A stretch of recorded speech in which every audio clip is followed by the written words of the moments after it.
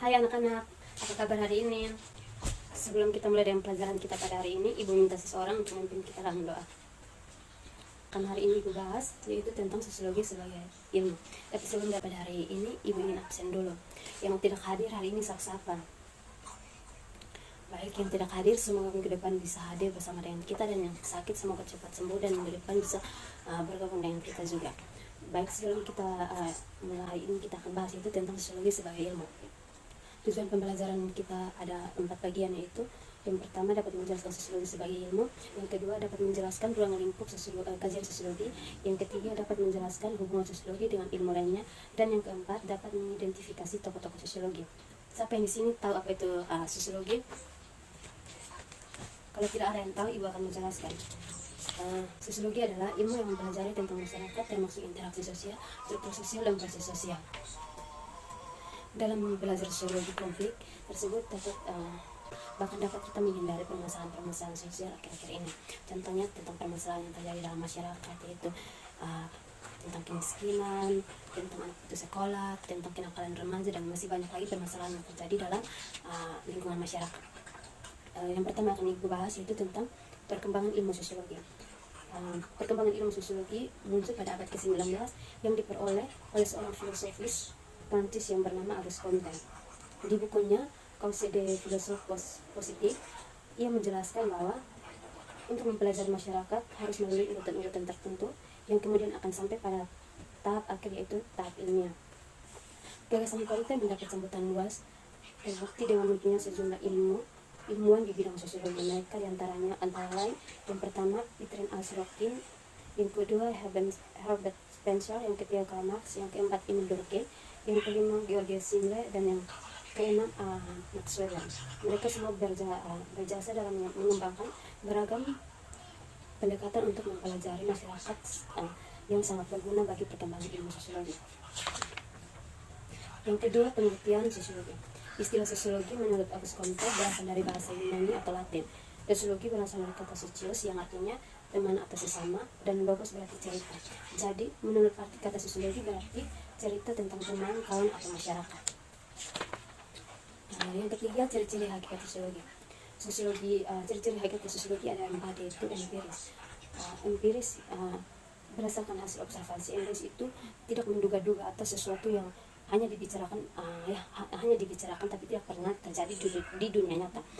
Kalau teoritis itu hasil observasi.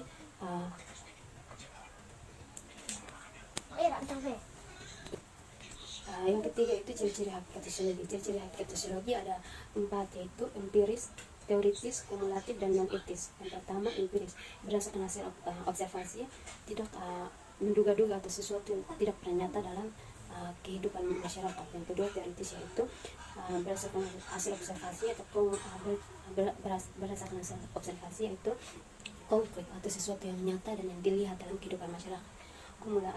Kumulatif yaitu berdasarkan teori-teori yang sudah ada atau teori-teori yang sudah siap untuk memperkuat teori-teori yang lama. Kalau non-etis itu pembahasan suatu masalah yang tidak dipersoalkan baik atau buruknya suatu permasalahan, tetapi lebih bertujuan untuk memperjelaskan masalah tersebut secara mendalam. Sosiologi merupakan ilmu pengetahuan yang mempunyai beberapa objek, yaitu ada 2 objek. Yang pertama objek material, dan yang kedua objek formal. Objek material sosiologi adalah kehidupan sosial, sedangkan objek formal sosiologi lebih ditekankan pada manusia sebagai sosial atau masyarakat. Yang berikut metode dalam sosiologi. Metode berasal dari bahasa Yunani, yaitu metos, artinya cara berjalan. Dalam perkembangannya, metode berarti cara kerja untuk dapat memahami objek yang menjadi sasaran ilmu. Metode cara yang digunakan oleh para sosiologi untuk mempelajari masyarakat dan interaksi sosial, yaitu ada 2. Yang pertama metode kualitatif, dan yang kedua metode kualitatif, yaitu metode yang digunakan peneliti dengan mengutamakan bahan-bahan peneliti keterangan dengan angka-angka, sehingga gejala-gejala yang diteliti dapat diukur dengan menggunakan skala, indeks, tabel, dan format tertentu yang cenderung menggunakan uji statistik. Selain metode tersebut, masih ada beberapa metode yang digunakan dalam sosiologi, antara lain sebagai berikut. Yang pertama metode deduktif, yang kedua metode induktif, yang ketiga metode empiris, yang keempat metode rasional, dan yang kelima metode fungsional. Yang berikut ruang lingkup kajian sosiologi. Sebagai ilmu pengetahuan, sosiologi mengkaji lebih mendalam pada bidang cara bervariasi. Misalnya seorang sosiologi mengkaji atau mengamati kenakalan atau permasalahan yang terjadi dalam masyarakat, yaitu seperti apa, kemiskinan, sebenarnya tadi ibu sudah bilang, kemiskinan, kenakalan remaja, anak putus sekolah, dan masih banyak lagi permasalahan yang terjadi di masyarakat itu. Dengan adanya sosiologi, kita dapat mencari tahu atau mengamati bagaimana dan mengapa permasalahan itu bisa terjadi dalam masyarakat, dan solusinya bagaimana agar kita dapat menyelesaikan permasalahan yang terjadi dalam masyarakat. Yang berikut, hubungan sosiologi dengan ilmu lainnya. Hubungan sosiologi dengan ilmu lainnya ada beberapa hubungan, yaitu yang pertama, hubungan sosiologi dengan ilmu antropologi, yang kedua hubungan sosiologi dengan ilmu sejarah, yang ketiga hubungan sosiologi dengan ilmu politik, yang keempat hubungan sosiologi dengan ilmu ekonomi.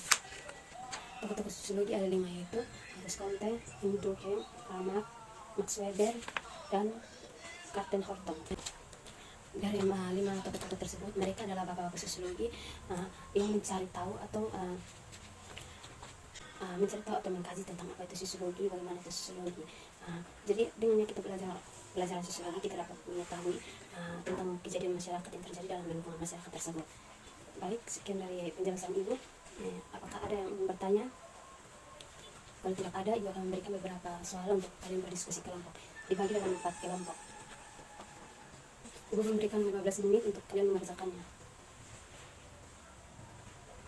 Baik, sebelum kita menyelesaikan pelajaran kita pada hari ini, Ibu meminta seseorang untuk berdoa dan menutup pelajaran kita pada hari ini. Berdoa selesai. See you next time.